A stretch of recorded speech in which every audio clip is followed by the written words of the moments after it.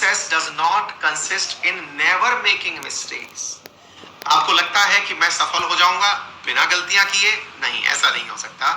In never making the same one A second time, but in never making the same one is a second time. Success की ये जो व्याख्या है, ये बहुत ही बढ़िया अल्टीमेट व्याख्या है।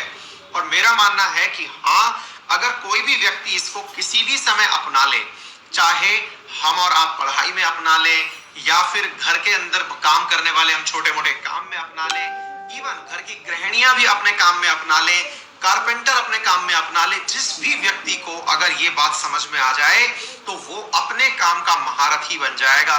इतना जबरदस्त ये तरीका है। क्या है तरीका पता है आपको? आपने अगर कोई काम किया, गलती होना स्वाभाविक है। देखिए, गलतियों से ही इंसान सीखता है, क्योंकि पहली बार कर रहे हैं ना आप उसको। हो गई गलती, कोई बात नहीं।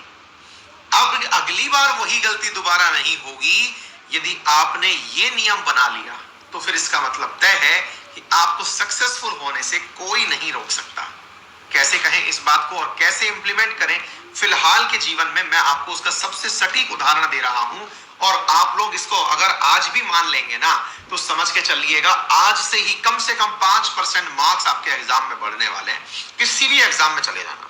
देखो, सबसे पहली चीज तो आप लोग एक काम करते ही होंगे, टेस्ट सीरीज देने का। फिर चाहे आप किसी भी गोल में पढ़ रहे हो, चाहे आप यूपीएससी पढ़ रहे हो, एसएससी पढ़ रहे हो, अगर आपने अब तक ऐसा नहीं किया है तो पहले तो ये काम शुरू कर दीजिए। टेस्ट देना अपनी आदत में डाल लीजिए कि आपको टेस्ट देने हैं। नंबर एक बात है ना। और वो वीकली टेस्ट देने हैं, 2 दिन में देने हैं, या आपकी अपनी कैपेसिटी पर है।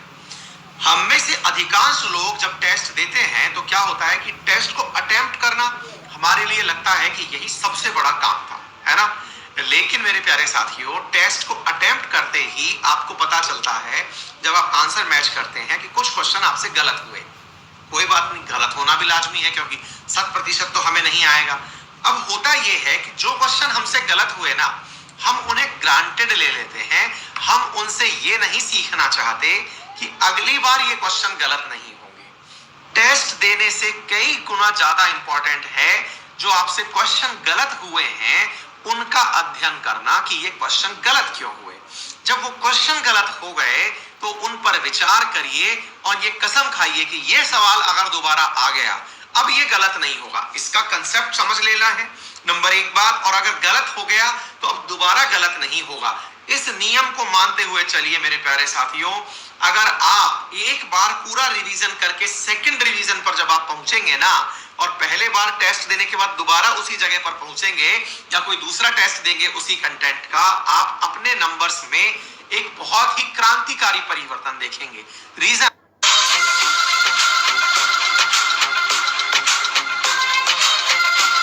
वो डाला जाता है जो कि टफ हो या फिर जो इंपॉर्टेंट हो।